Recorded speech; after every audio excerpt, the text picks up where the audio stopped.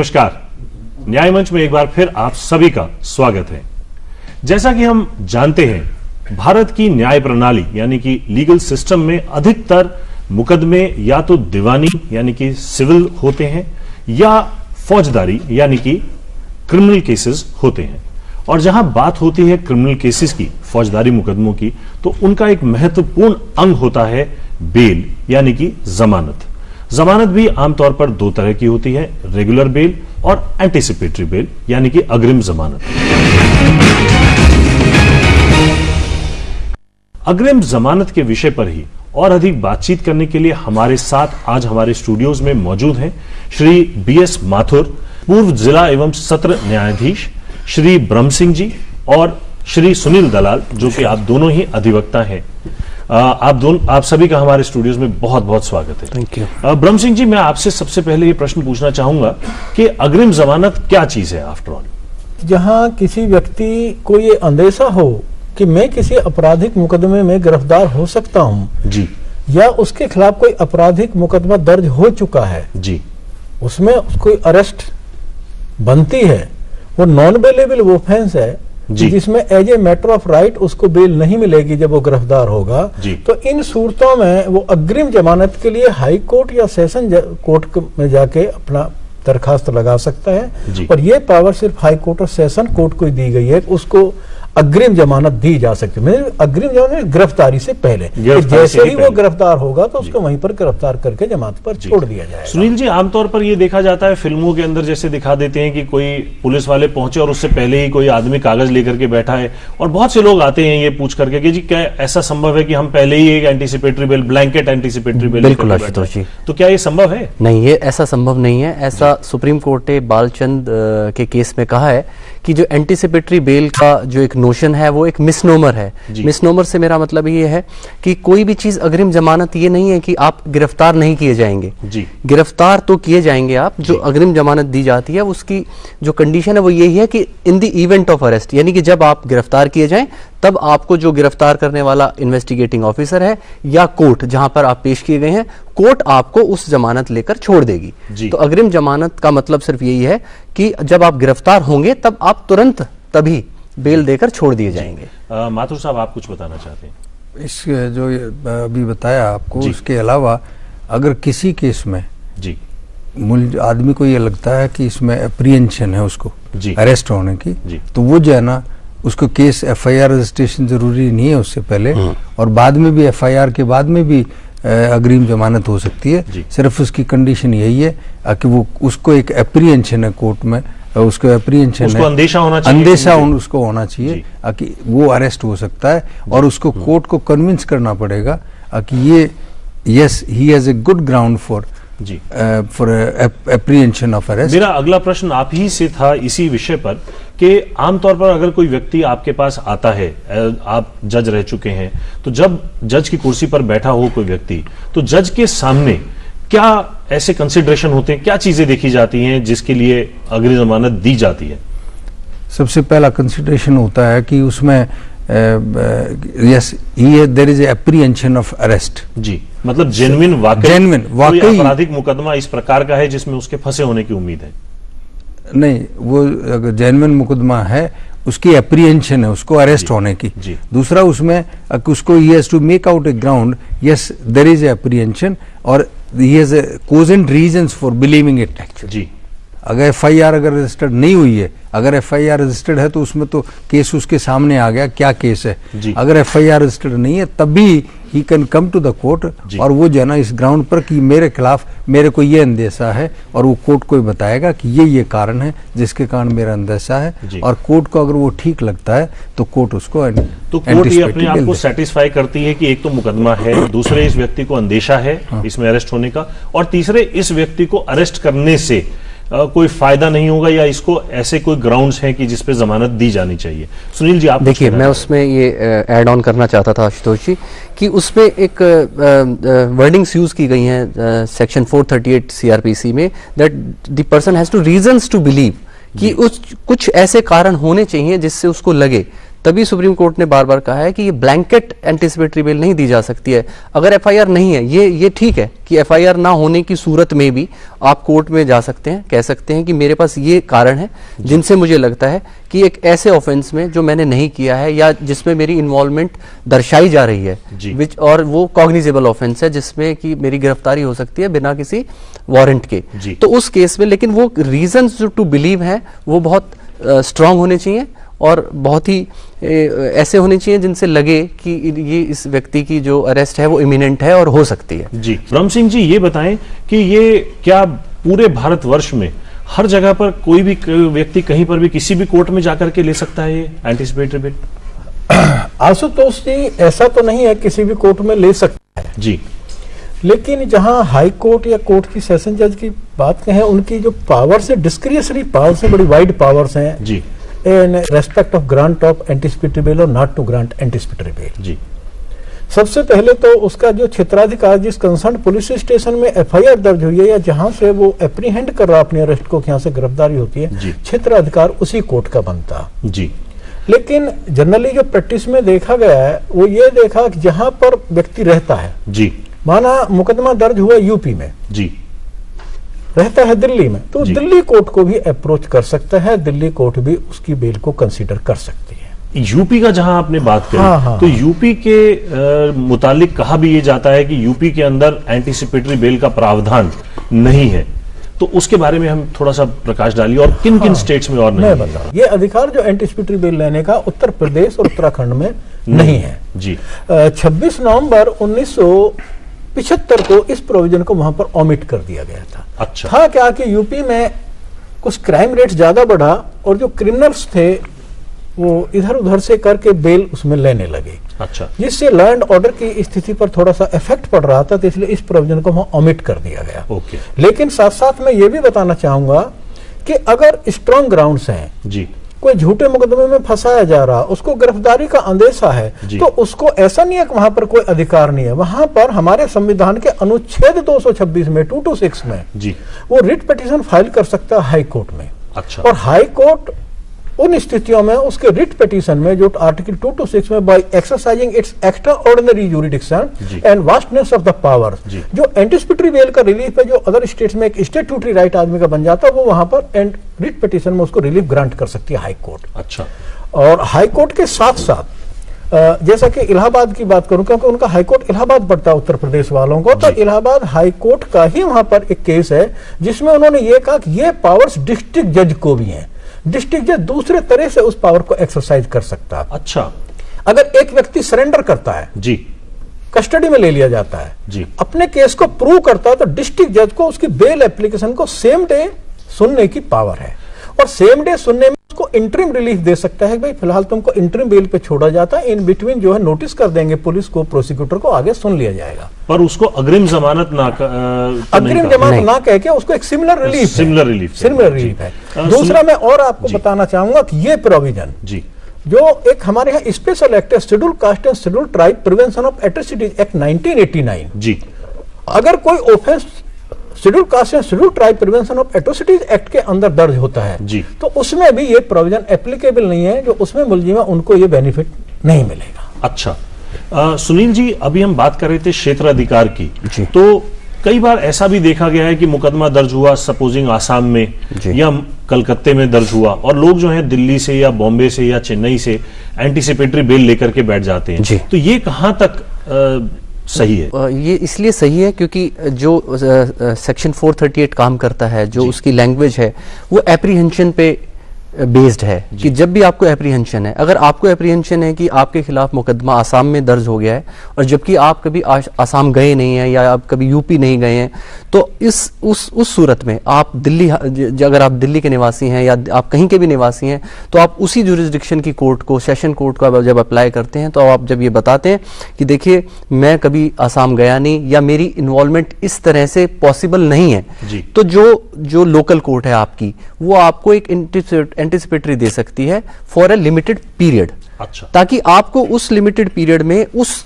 आसाम में या जहां पे भी जिस भी जुरिस्डिक्शन में आपके खिलाफ एफआईआर हुई है या हो सकती है, तब आपको वहां जाकर अपनी एंटिसिपेटरी बेल उस पर्टिकुलर ऑफेंस में या उस पर्टिकुलर एफआईआर में लेनी। आमतौर पर जब इस तरह का कोई व्यक्ति आता है कोर्ट के अंदर, तो पुलिस वाले भी तो आकर के उसकी मुखालफत करते हैं, उसकी ऑपोजिशन करते हैं, तो उन लोगों का क्या रुख रहता है? पुलिस क्या, वो जो इंटरिम बेल दी जाती है, एंटिसिपेटरी बेल दी जाती है, तो उसमें पुलिस का रिप्रेजेंटेशन भी अगर होगा तो वो भी अपने ग्राउंड्स देंगे और उसके उनको सुनने के बाद ही कोर्ट किसी नतीजे पर पहुंचती है। और उसके बेसिस सिर्फ यही है कि उसको, अगर जज साहब को ये लगता है कि yes it is a good case where there is apprehension and apprehension is based on some cogent reasons, और उसको इसका जो फंडामेंटल राइट मुलजिम का या आदमी का है अंडर आर्टिकल 22, अगर उसकी वायलेशन लगती है विदाउट प्रोसेस ऑफ लॉ,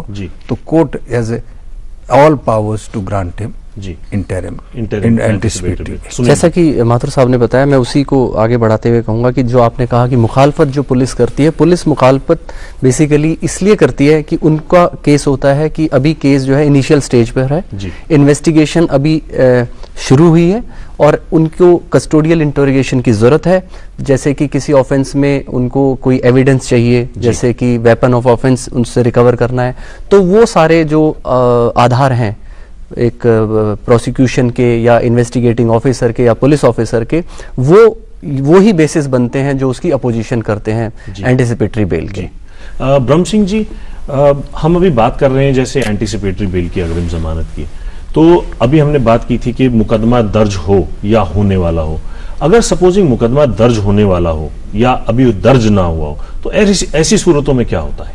हमारे संविधान के अनुच्छेद 21 में जो राइट टू लाइफ दिया गया है, राइट टू लाइफ में जो सबसे वैल्यूएबल राइट हमारे संविधान में है वो है right to life. Right to life को सिक्योर करने के लिए सबसे पहले हमने ये देखना है कि मुकदमा दर्ज हो रहा है, उस व्यक्ति को किसी मेलाफाइड इंटेंशन के साथ में तो नहीं फंसाया जा रहा है। जहां देख रहा मुझे झूठे मुकदमे में फंसने का अंदेशा, गिरफ्तारी हो सकती है, मेरी जो इंडिविजुअल लिबर्टी है वो कर्टेल हो जाएगी, कस्टडी में चला जाऊंगा, जेल चला जाऊंगा, तो वहां उसका ये राइट एक्रूड होता है। एक दूसरा, श्रोताओं को मैं बताना चाहूंगा कि ये ऐसा नहीं है कि आप कोर्ट में गए एंटिसिपेटरी बेल मिल ही जाएगी। जो कोर्ट को उस समय पे बैलेंस करना होता है, एक तो इंडिविजुअल लिबर्टी एक तरफ है, दूसरी तरफ जो स्टेक पर है वो है investigational power of the police. दोनों ही में सोसाइटी का जो इंटरेस्ट है that is at the stake. ठीक बात है। एक तरफ पर्सनल लिबर्टी है, दूसरी तरफ अगर एक मुकदमा दर्ज होता है तो that is an offence against the society. तो वहां पर भी कोर्ट को ये बैलेंस करना होता है कि मेलाफाइड तो नहीं है, कस्टोडियल इंटरोगेशन के लिए तो जरूरत नहीं है इसकी। क्या अगर एंटिसिपेटरी बेल दे देते हैं तो ये ट्रायल में अवेलेबल होगा? हडेट पाने के लिए जब पुलिस को जरूरत होगी तब इन्वेस्टिगेशन ज्वाइन करता रहेगा या भाग ना जाए।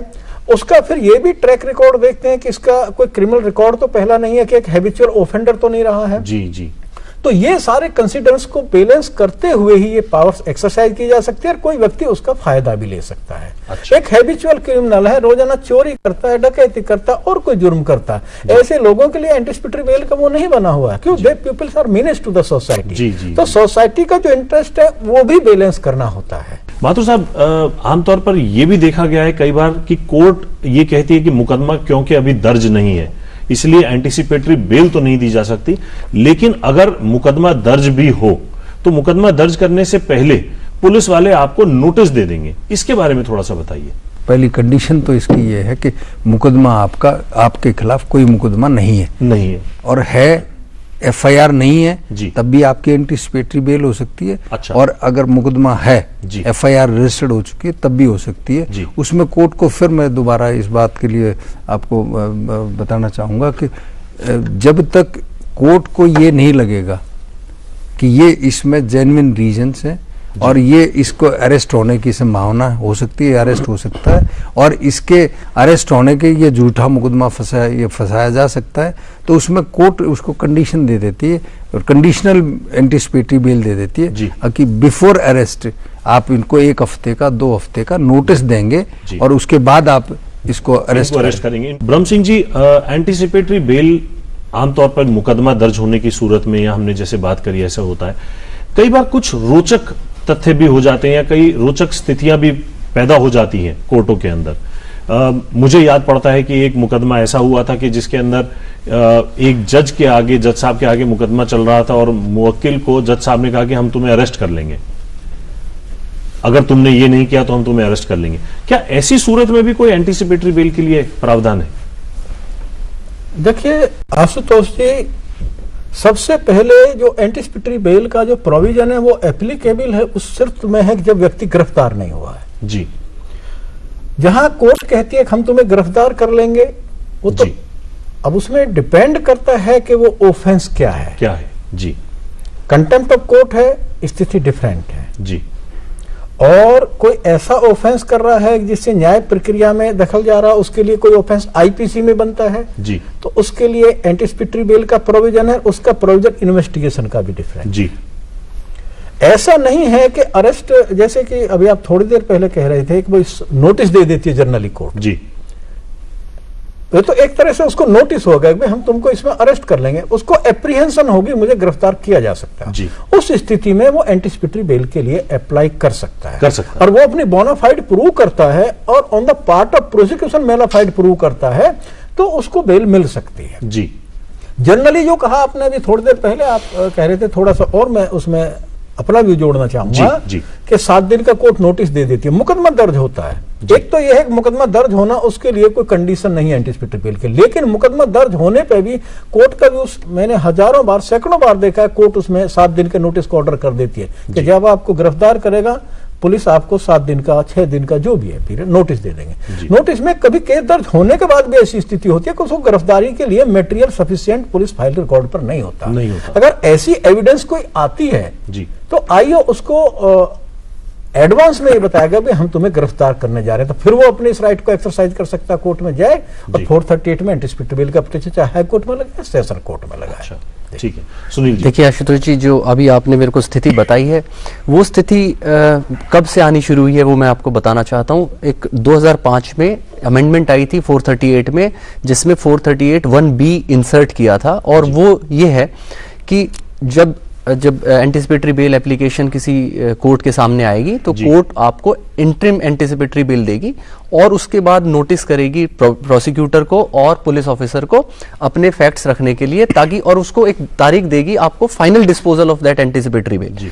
और उसी में एक प्रोविजन रखा गया है 1B 438 1B, जिसमें कि पब्लिक प्रोसिक्यूटर के पास एक राइट है कि वो एक एप्लीकेशन लगा सकता है for the presence of the applicant. वो उस एप्लीकांट को जिसने वो दरखास्त लगाई है, एंटीसिपेटरी बेल जो मांग रहा है, उसकी वो प्रेजेंस को वहां पे बुला सकता है कि वो आमतौर पर प्रार्थी की वहां पर मौजूद होने की आमतौर पर जरूरत नहीं है जी, जनरली जरूरत नहीं है सेक्शन। लेकिन अगर पब्लिक प्रोसिक्यूटर उस पर एक दरखास्त लगाता है 438 1B में कि इसकी प्रेजेंस जरूरी है और इसको बुलाया जाए जी, तो उस केस में यह स्थिति उत्पन्न हो सकती है कि जब उसकी एंटीसिपेटरी बेल खारिज हो जाए तो वो, और तो उस स्थिति में जब एंटीसिपेटरी बेल अगर उसकी खारिज हो जाती है दूसरी तारीख पर तो फिर वो अरेस्ट हो सकता है जी जी जी। तो वो एक स्थिति हो सकती है जब कि आप जो प्रार्थी है वो अदालत में मौजूद है और उसकी एंटीसिपेटरी बेल डिसमिस हो सकती है। उस स्थिति में पुलिस ऑफिसर कॉम्पिटेंट है उसको अरेस्ट करने के लिए। और आमतौर पर जो ये एंटीसिपेटरी बेल होती है ये कब तक के लिए मिलती है, क्या ये हमेशा के लिए मिल जाती है? देखिए उस पर सुप्रीम कोर्ट ने यही कहा है कि ये एब्सोल्यूट है। जब इन्वेस्टिगेशन कंप्लीट हो जाएगी और उसके बाद चार्जशीट फाइल हो जाएगी तो आप कोर्ट में आएंगे, तब कोर्ट आपको रेगुलर बेल पर एडमिट कर लेगी। अच्छा हाँ, बीच में कुछ ऐसी स्थिति आई थी, जैसे कुछ सुप्रीम कोर्ट की जजमेंट्स आई थी, जैसे सलाउद्दीन का जजमेंट था, अदरीधरन दास का जजमेंट था, जिसपे व्यू सुप्रीम कोर्ट ने ये लिया था कि ये जो एंटीसिपेटरी बेल है ये सिर्फ चालान फाइल होने तक ही आपको अवेलेबल रहेगी, उसके बाद आपको रेगुलर बेल लेनी है। लेकिन फिर दोबारा अभी 2009 में Savitri Agarwal versus state of Maharashtra का जजमेंट आया, जिसमें सुप्रीम कोर्ट ने कहा कि जो गुरबख्श सिंह सिबिया का एक लैंडमार्क जजमेंट है काफी पुराना, वो अभी तक एप्लीकेबल है और उसके हिसाब से जो एंटीसिपेटरी बेल अगर आपको एक बार मिल गई है तो एब्सोल्यूट है जी। और चार्जशीट फाइल होने के बाद भी जब आपको कोर्ट समन करेगी टू फेस ट्रायल, तब आप जाएंगे और आपको रेगुलर बेल वहां मिल जाएगी। आपको दोबारा से बेल लेने की जरूरत या आवश्यकता नहीं है। नहीं, आपको बेल बॉन्ड देने पड़ेंगे दोबारा, which will be considered as a regular bail. Brahm Singh जी, अभी हमने बात की थी कि कुछ स्पेशल एक्ट्स जैसे हैं वहां पर अवेलेबल नहीं है, तो उसका कोई विशेष कारण है या इनके मानव अधिकार हनन का वो नहीं है ये किस्सा? देखिए, ये इशू कि क्या उनके मानव अधिकार का हनन है कि एक पर्टिकुलर एक्ट में, स्पेशल एक्ट में कोई ऑफेंस दर्ज होता है एंटीसिपेटरी बिल नहीं है, ऐसा नहीं है। ये इशू बार बार सुप्रीम कोर्ट में जाते रहे और हमारी माननीय सर्वोच्च न्यायालय ने ये हेल्ड किया है कि ये उनके किसी अधिकार का वायलेशन नहीं है जी, ना उनके किसी संवैधानिक अधिकार का, ना मौलिक अधिकार का जी। क्योंकि समाज की स्थिति ये है कि जो हमारे यहाँ शेड्यूल कास्ट और schedule tribe prevention of atrocities act बनाया गया है जी, वो एक स्पेसिफिक पर्पस के लिए बनाया गया है जी। जब एक पर्टिकुलर कम्युनिटी के प्रति कोई अत्याचार बढ़ रहा था तो उसके लिए स्पेशल एक्ट बनाने की जरूरत पड़ी, अदरवाइज तो हमारी इंडियन पीनल कोड में जो और लाते उसी में ला सफिशिएंट था जी। तो थोड़ा सा एक स्टर्न पनिशमेंट देने के लिए व्यक्ति को, उन्हें प्रिवेंट करने के लिए कि एक व्यक्ति को लेसन मिले, बाहर से बाहर जमानत ले लेगा, एक तरफ अपराध कर रहा है, अपने मेलाफाइड पूर्ण ना कर पाए, तो इसलिए इस प्रोविजन को वहां पर एप्लीकेबल नहीं किया गया। क्योंकि मैं अभी आपसे कह रहा था, interest of the society is always at the stake, which has to be balanced. ठीक बात है जी। One hand the individual liberty, another hand the interest of the society. अगर कोई जुर्म होता है it is against the society जी, और एक पर्टिकुलर कम्युनिटी के खिलाफ आप जुर्म कर रहे हैं तो इसलिए वहां पर ये एप्लीकेबल नहीं था, तो इसमें किसी के अधिकार का कोई हनन नहीं है। पर ऐसी सूरतों में कई बार ये भी हो सकता है कि कहीं पे कोई झूठा मुकदमा बन जाए, तो क्या उस व्यक्ति के पास कोई और मौलिक अधिकार है या नहीं है?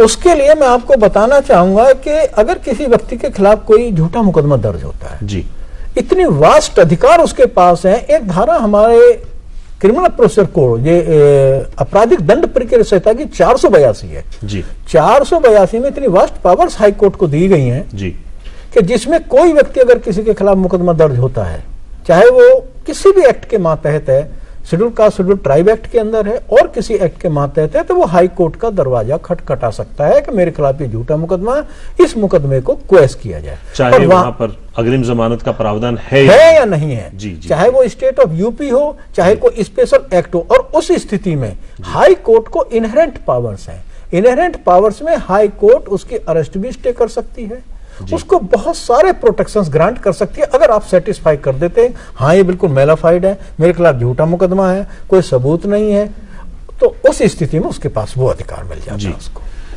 आप सभी ने हमारे स्टूडियोज में आकर के हमारे दर्शकों के साथ अग्रिम जमानत यानी कि एंटीसिपेटरी बेल पर इतनी महत्वपूर्ण जानकारी शेयर करी, इसके लिए हम आपके बहुत बहुत आभारी हैं। बहुत बहुत धन्यवाद। Thank you. दोस्तों, आज अग्रिम जमानत न्याय मंच में केवल इतना ही। अगली मुलाकात तक दीजिए इजाजत। नमस्कार। अब न्याय जगत से जुड़ी खबरें देखते हैं हमारे सेगमेंट अपडेट्स में। नमस्कार, न्याय मंच के इस अपडेट्स के साथ मैं हूं रीना रावत। न्याय मंच के इस सेगमेंट में हम विभिन्न स्रोतों से प्राप्त न्याय और न्याय प्रणाली से जुड़ी तमाम जानकारियां देंगे। इन अपडेट्स की पुष्टि के लिए न्याय मंच जिम्मेदार नहीं है। सुप्रीम कोर्ट ने पेपरलेस होने का फैसला किया है। 1 फरवरी से उसकी कॉज लिस्ट छपनी बंद हो जाएगी। पेपर कॉज लिस्ट की जगह वकीलों को ये लिस्ट ईमेल पर उपलब्ध करवाई जाएगी। कोर्ट ने वकीलों को अपना ईमेल रजिस्ट्री में पंजीकृत करवाने को कहा है ताकि उन्हें लिस्ट मेल की जा सके। पेपर कॉज लिस्ट की छपाई पर सुप्रीम कोर्ट का 1 करोड़ रुपए वार्षिक खर्च होता है। कोर्ट ने कहा है कि इस बचत को सर्वोच्च अदालत में सुविधाओं को बेहतर करने में लगाया जाएगा। फिलहाल लाइब्रेरी, बार रूम और रिकॉर्ड में रखने के लिए कुछ कॉज लिस्ट छपती भी रहेंगी। झारखंड हाईकोर्ट में राष्ट्रीय लोक अदालत ने अपने नाम एक और रिकॉर्ड दर्ज कर लिया। केस दर्ज होने के मात्र 14 घंटे में ही फैसला आ गया। वादी को नौकरी देने का आदेश पास हुआ। आदेश पास होने के तुरंत बाद उसे नियुक्ति पत्र भी दे दिया गया। अरगड्ढा की शकुंतला देवी के पति सीसीएल में डोजर ऑपरेटर का काम करते थे। वर्ष 2009 में एक हादसे के दौरान उनके पति की कार्यस्थल पर ही मौत हो गई थी। अनुकंपा के आधार पर नौकरी प्राप्त करने के लिए सीसीएल कार्यालय में उन्होंने आवेदन किया।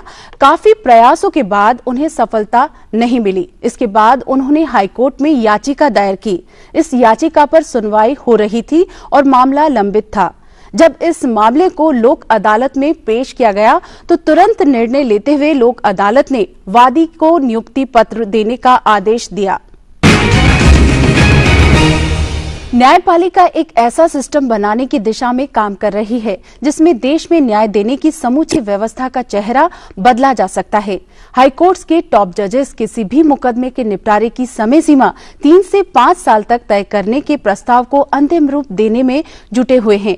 अभी ऐसे कई मामले हैं जो अदालत में 20 साल से भी ज्यादा समय से लटके पड़े हैं। देश की अलग अलग अदालतों में 3 करोड़ से भी ज्यादा केस पेंडिंग है। सरकार ने अदालतों में खाली पदों को भरने और नए कोर्ट बनाने के लिए कदम उठाए हैं ताकि न्यायिक प्रक्रिया में देरी को रोका जा सके। जिन अन्य कदमों पर विचार किया जा रहा है उनमें अदालतों की डिजिटल कनेक्टिविटी की बात भी है, जिसमें विभिन्न पक्षों को ईमेल के जरिए नोटिस और समन भेजा जा सकेगा और टेक्स्ट मैसेज के जरिए केस अपडेट की जानकारी भी दी जाएगी। जल्द से जल्द ही और सस्ते न्याय दिलाने के लिए जुडिशियल एकेडमी पर जोर होगा। हाईकोर्ट ने शैक्षणिक और प्रतियोगी परीक्षा में जुड़ी सभी जानकारियों को आरटीआई के दायरे में बताया है। चीफ जस्टिस जी रोहिणी और जस्टिस पीएस तेजी की पीठ ने अपने आदेश में कहा है कि परीक्षा से जुड़ी किसी भी तरह की जानकारियों को गुप्त नहीं रखा जा सकता। पीठ ने केंद्रीय सूचना आयोग और हाईकोर्ट की एकल पीठ के फैसले के खिलाफ इंस्टीट्यूट की ओर से दाखिल अपील को खारिज करते हुए ये व्यवस्था दी है। नेशनल ग्रीन ट्रिब्यूनल ने यमुना नदी में पूजा सामग्री प्रवाहित करने पर प्रतिबंध लगा दिया है। ऐसा करने वालों से ट्रिब्यूनल ने 5,000 रुपए जुर्माना वसूलने का निर्देश दिया है।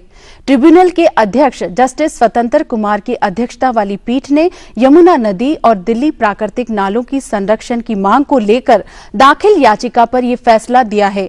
पर्यावरण हितों की रक्षा के लिए काम कर रहे यमुना जियो अभियान से जुड़े मनोज मिश्रा ने वर्ष 2013 में याचिका दाखिल की थी।